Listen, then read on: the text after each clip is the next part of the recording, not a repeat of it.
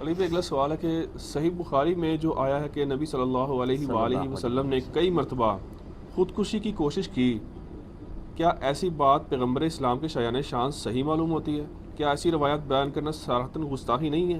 کیا آپ بھی علی بھائی ایسے آپ جیسے علماء بھی جو ہیں وہ عقل مند لوگ صحیح بخاری کا دفاع کریں گے؟ بات یہ کہ واقعتاً یہ یعنی گستاخانہ چیز ہے. پیغمبر کے بارے میں یہ امیجن نہیں کیا جا سکتا کہ وہ خودکشی کی کوشش کریں گے.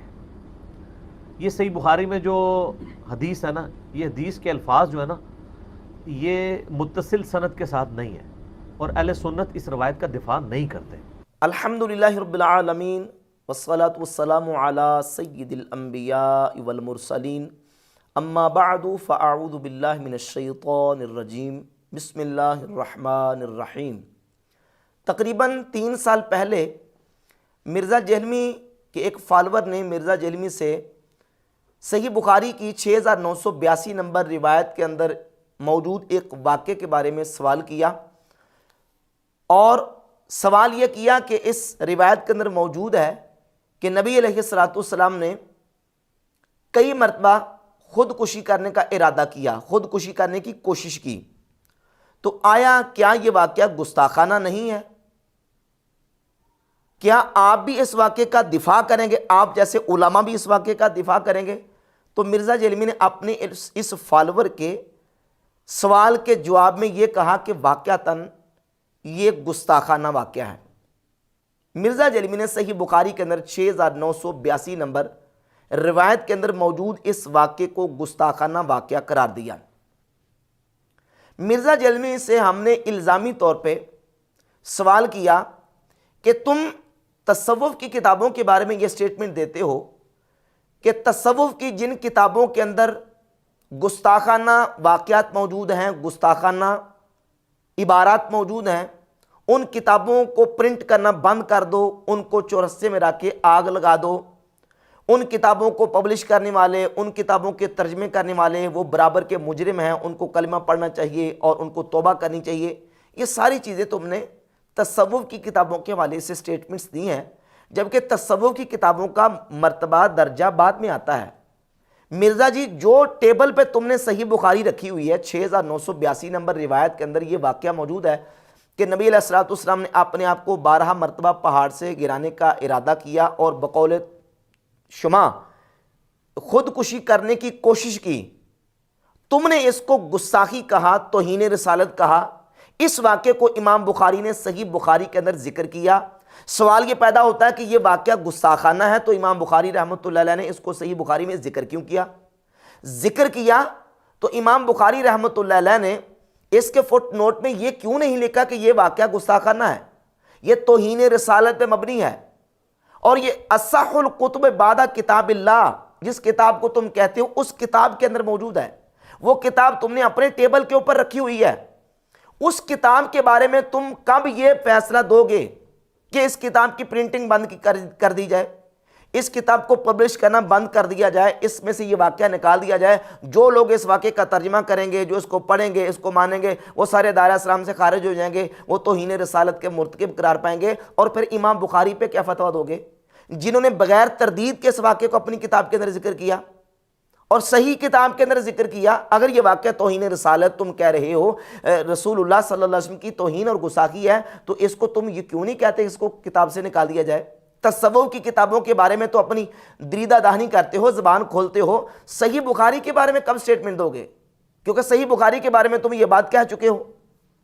اب یہ ہمارا الزام مرزا جہلمی کے اوپر ایسا تھا کہ مرزا جہلمی کے سارے دروازے سمجھے بھاگنے کے بند ہو گئے تھے. اب اس کے پاس کوئی بھاگنے کا دروازہ نہیں تھا، کیونکہ صحیح بخاری کے بارے میں تو یہ بیان دے چکا تھا کہ اس میں اللہ کے نبی علیہ الصلوۃ والسلام کی گستاخی ہے. تو مرزا جہلمی اور مرزا جہلمی کے فالورز کے پاس اور کوئی رستہ نہیں تھا. یہی مرزا جہلمی کا فالور، یہی مرزا جہلمی کا پیروکار جس نے یہ کہا تھا کہ آپ بھی اس واقعے کا دفاع کریں گے، 3 سال بعد اسی فالور نے مرزا کو کہا کہ مرزا صاحب مہربانی آپ کی، آپ اس سے رجوع کر لیں، کیونکہ یہ ہمارے لیے درد سر بنی ہوئی ہے.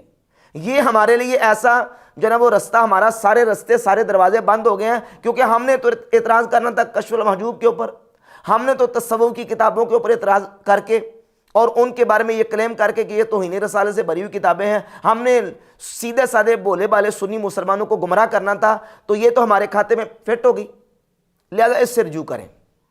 وہ 3 سال، یہی وہ شخص ہے جس نے سوال کیا تھا مرزا سے کہ کیا یہ واقعہ گستاخانہ نہیں، کیا آپ بھی اس کا دفاع کریں گے؟ اسی مرزا کے پیروکار نے، مرزا کے فالور نے 3 سال بعد مرزا کو یہ کہا کہ آپ برائے مہربانی اس سے رجوع کر لیں۔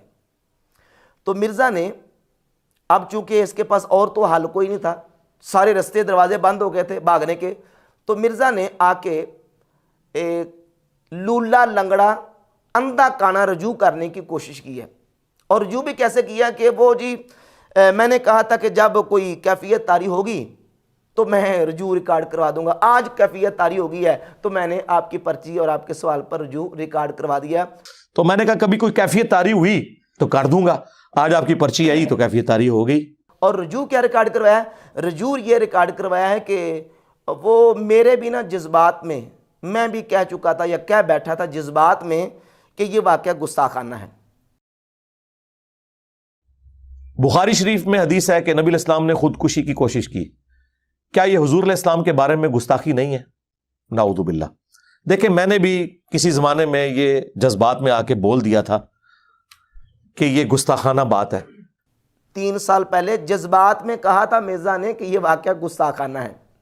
اس سے ثابت ہوا مرزا کے اپنے بیان سے کہ مرزا جب کسی چیز کو گستاخی کہتا ہے یا کسی پر گستاخی کا فتویٰ لگاتا ہے تو یہ مرزا کے جذبات ہوتے ہیں، اور علم کے میدان میں جذبات کی کوئی قدر نہیں ہوتی ہے۔ مرزا خود سٹیٹمنٹ دیتا ہے، اپنے ایکس مرشد جوید احمد غامدی کا جملہ کوڈ کرتا ہے کہ علم کے میدان میں جذبات کی کوئی قدر نہیں ہوتی۔ یہ مرزا جیل میں کہہ رہا ہے کہ جناب یہ صحیح بخاری کے بارے میں یہ جو بیان دے چکا ہوں کہ یہ گستاخی ہے، خودکشی کرنے والا واقعہ، یہ اصل میں میرے منہ سے جذبات میں نکل گیا تھا، حالانکہ پوری سوچی سمجھی پوری پلاننگ کے ساتھ اس نے جواب دیا تھا، پورا اس کا باقاعدہ بیان ہے، اور اس نے پورا تھمبنیل بنایا کہ رسول اللہ صلی اللہ علیہ وآلہ وسلم نے خودکشی کرنے کی کوشش کی، اور پھر اس واقعے کو ڈسکس کر کے واضح طور پہ اس نے کہا کہ یہ اللہ کے نبی علیہ الصلوۃ والسلام کی توہین اور گستاخی ہے۔ چونکہ مان چکا تھا، اب اس کی ساری جو کاروائی تھی وہ ساری کی ساری اس کی جو بنائی ہوئی سمجھے کہ ایک سازش کی دیوار تھی، وہ دڑم سے نیچے گرنے والی تھی اور بلکہ گر چکی تھی، تو مرزا نے اس سے اندھا کانا رجوع کرنے کی کوشش کی ہے۔ اور رجوع کس طرح کیا کہ میرے ایک محقق شاگرد ہیں، وہی محقق شاگرد نام نہاد جس نے یہ کہا تھا کہ یہ گستاخی نہیں ہے، آپ بھی اس کا دفاع کر رہے ہیں، انہوں نے مجھے یہ کہہ دیا ہے کہ آپ اس سے رجوع کر لیں، یہ گستاخی نہیں ہے۔ میں پہلے سے سمجھتا تھا کہ گستاخی ہے، لیکن اس کو میں نے دقت نظر سے دیکھا۔ ہمارے ایک بڑے قریبی دوست، ہمارے اسٹوڈنٹ، محقق آدمی ہیں، غلام محی الدین بھائی، لاہور میں ہوتے ہیں، انہوں نے میری اس طرف توجہ دلائی کہ علی بھائی اس میں گستاخی والا کون سا پہلو ہے؟ کیا یہ ہمارا عقیدہ نہیں ہے کہ اللہ تعالیٰ انبیاء کی حفاظت کرتا ہے اور وہ گناہ نہیں کرتے، اگرچہ مائل ہو سکتے ہیں، جیسا کہ یوسف علیہ السلام کے بارے میں سورہ یوسف میں آیا کہ اس عورت نے یوسف کا قصد کیا اور یوسف بھی قصد کر لیتا۔ ہاں، بس ایک جملے نے نا، ہمارے ایک اسٹوڈنٹ کے ایک جملے نے ہمارے اس ذہن کا عقدہ کھول دیا۔ میں نے کہا بالکل یار، یہ تو حرام کام ہے، ایک ایسی عورت کے ساتھ منہ کالا کرنا جو ماں بھی ہو، منہ بولی ماں تو تھی نا، پالا تھا نا۔ گستاخی کیوں نہیں ہے؟ وہ اس لیے گستاخی نہیں ہے کہ دیکھیں سورہ یوسف میں حضرت یوسف علیہ السلام کا واقعہ بھی تو موجود ہے نا، کہ یوسف علیہ السلام بھی قصد کر لیتے زلیخا کا اگر وہ اپنے رب کی برہان کو نہ دیکھتے، تو یوسف علیہ السلام نے چونکہ رب کی برہان کو دیکھ لیا اس لیے قصد نہیں کیا، تو نبی علیہ السلام نے بھی خودکشی کرنے کا ارادہ کیا تھا۔ جناب جبریل علیہ السلام آگے، تو جناب جبریل اگر نہ آتے تو پھر نبی علیہ السلام کرتے، کون سا کیا ہے؟